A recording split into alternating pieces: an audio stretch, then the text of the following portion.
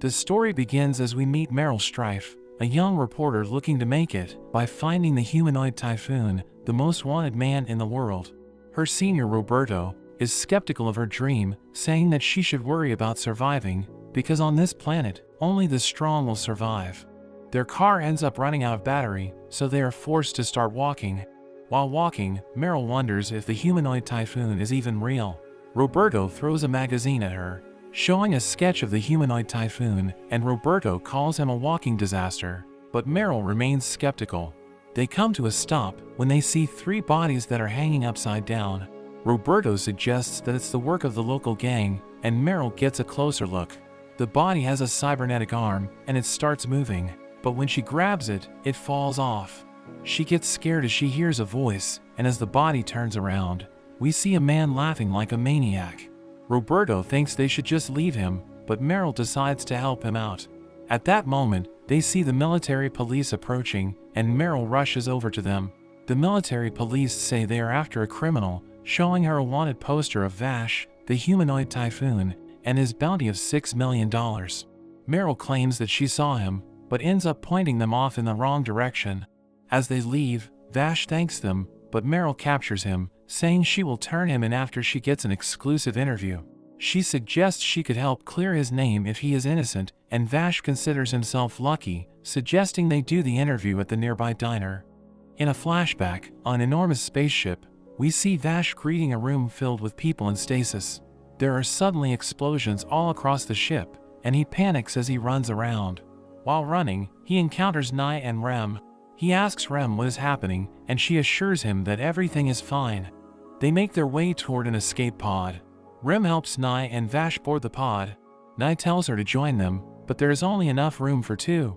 She cries, telling them that she loves them, and she pulls the lever, allowing them to escape just in time.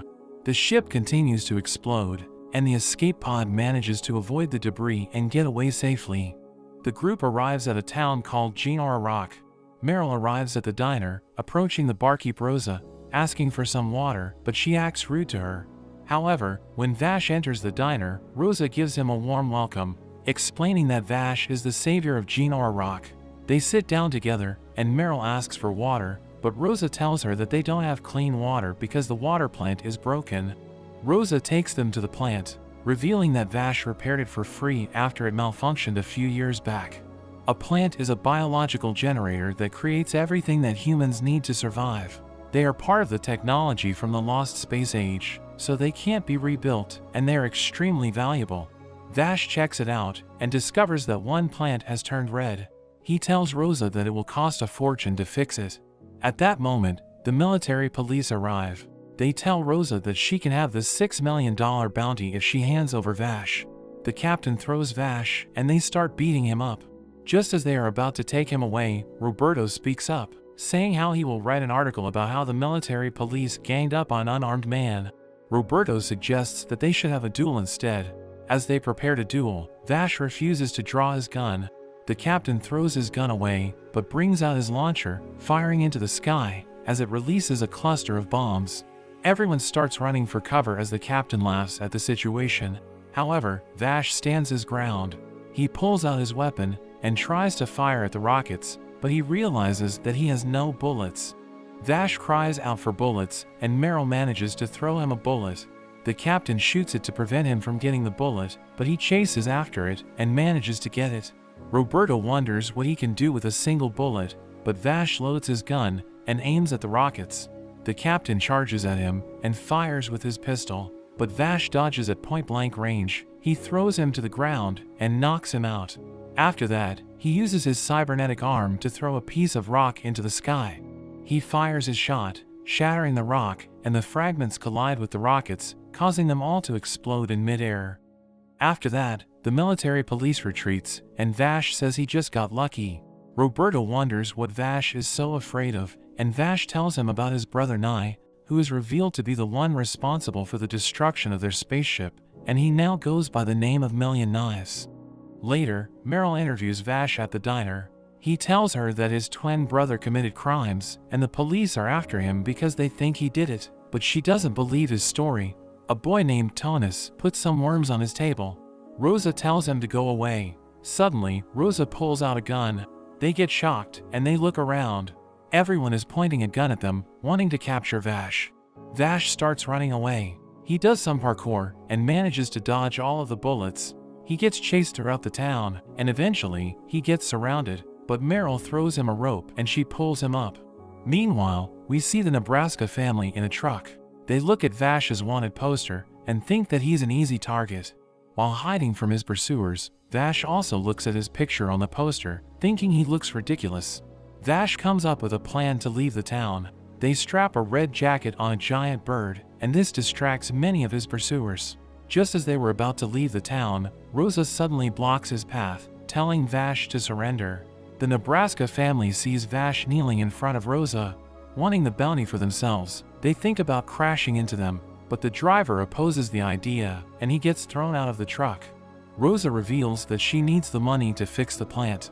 She knows that it's wrong to betray Vash, but there are children who need the plant to survive. At that moment, they hear the sound of an engine. The truck is about to crash into Tonis and Rosa, but Vash saves them. The truck crashes, and a loud voice starts calling out to Vash the Stampede. Vash mounts a giant bird and runs away. The Nebraska family sees him and they go after him. Meryl and Roberto follow suit. The truck closes in on him, and Gossef launches his cybernetic arm to attack Vash, but he dodges it. The truck suddenly stops moving, and Vash stops to talk to Roberto. Gossef launches his arm and grabs onto Vash's mount. Vash continues to flee, and Gossef's father calls him a disgrace. Eventually, Gossef loses his grip, and his hand hits his father.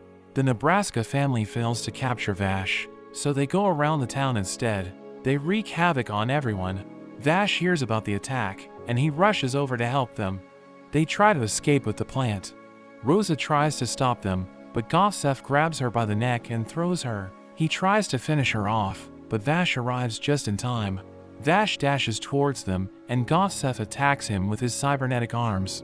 Vash skillfully dodges it, and Gossef's father fires his rocket launcher, but Vash remains unscathed. Vash tells them not to take the plant because the people need it to survive. Gossef's father reminds him that they betrayed him, but he still wants to protect them. Gossef's father pulls out a pistol and fires at Vash, but Vash is able to counter and shoot the bullet mid-air. Having sustained some damage, the structure starts to collapse. Gossef is about to fall to his death, but he launches his arm and Vash tries to pull him up. Rosa threatens the man, but he says he just wants his son Gossef to survive, and he promises to leave the plant. In the end, Gossef survives, and his father hugs him. Rosa takes all of them to her diner and gives them free liquor. While they are enjoying themselves, Vash silently leaves. Roberto catches up to him, wondering why he is running away. Suddenly, they hear people screaming. They head to the diner. Gossef is covered with devices, and Roberto recognizes them as lost technology. As the devices turn red, he runs outside, and there is a huge explosion. They all start running, but more bombs appear and attach onto everyone. Vash tries to pull them off, but Roberto tells him that it's futile. Roberto explains that the bombs are from a criminal named the EG Bomber, and he's the only one who can remove the bombs. They think he must be nearby, so Vash decides to look for him. He looks up and sees a person. Vash loads his weapon and fires at him. The guy starts running away, and they chase after him, but they soon realize that they are in a minefield. The guy sits in front of them and tells them that EG Bomber is his old name. A machine emerges from the ground, and he takes control of it, introducing himself as EG the Mine. The machine closes, and it starts spinning towards Vash, who evades it. EG makes his way toward the plant, and Vash pursues him. He drops bombs to get rid of Vash, but it doesn't stop him. Upon reaching the plant, EG uses his machine to seize it. He throws 2 bombs, but Vash makes them explode in midair. He grabs onto EG's machine, which starts moving around the town. After a while, Vash gets angry, so he points his gun toward EG. The criminal gets intimidated, and his machine falls from a considerable height. Before Vash could get up, EG takes his gun and points it at him, but Roberto and Meryl charge at the man. They are able to grab hold of him, and Roberto tells him to disarm the bomb or they will die together. E.G. tries to push Meryl away, but Vash interferes. Seeing that the bomb is about to explode, he tells Vash to push the button on his waist. He pushes it, and all of the bombs are disarmed.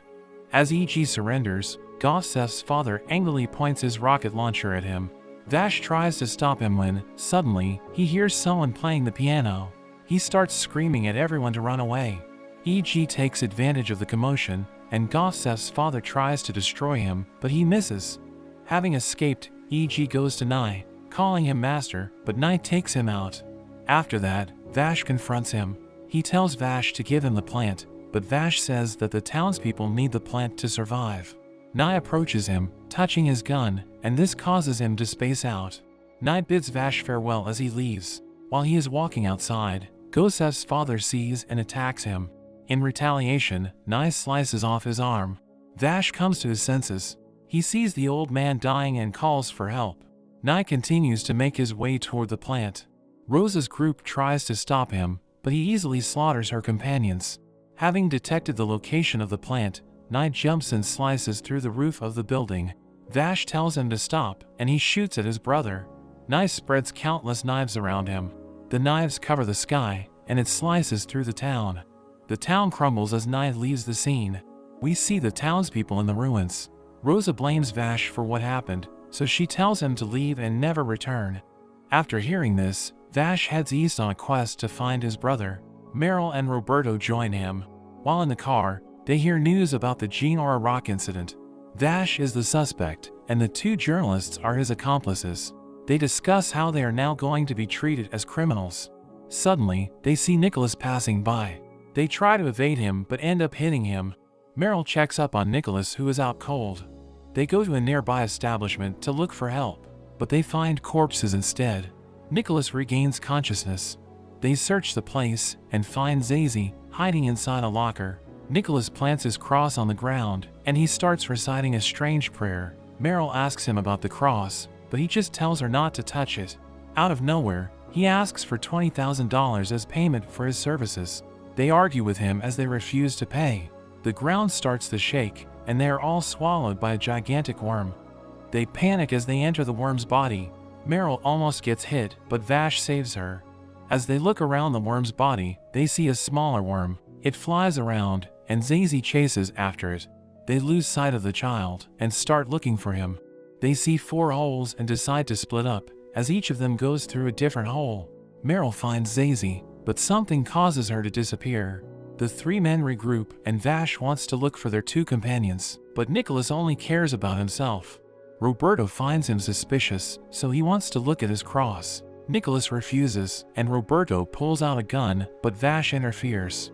While they are talking to each other, Roberto suddenly disappears. They start looking for Roberto and Meryl. During their search, they reach the worm's nostril. It expels Vash and Nicholas from its body. Vash stands his ground as the creature approaches them, but Nicholas tells him to flee. However, he pushes Nicholas back and tells him to run. Vash lets the creature swallow him again, and he immediately finds Zazie. Nicholas appears behind him, and he tells Vash to be more careful.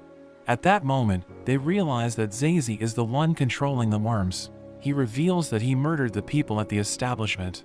Zazie takes off his hat and starts controlling their surroundings. Seeing that they are in danger, Nicholas takes his cross, and it is actually his weapon. He fires at the child, but he misses.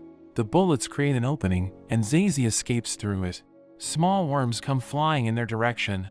Nicholas reconfigures his cross and uses it to fire a laser beam that destroys the flying creatures and cuts right through the large worm. 3 men watching see the worm die, and they celebrate. They cook the worm up, and Nicholas tries to feed Meryl. Nearby, Vash and Roberto talk about Nicholas. Roberto still finds him suspicious, but Vash is thankful to him. Vash joins them by the campfire, and he gets to know Nicholas. Nicholas takes a liking to him and decides to join the group. However, it is revealed that Zazie was working with Nicholas so that he could gain their trust. But that's where this video ends. If you want to see more of this series, let me know in the comments below. Remember to like and subscribe to the channel. Thanks for watching, and I'll see you next time.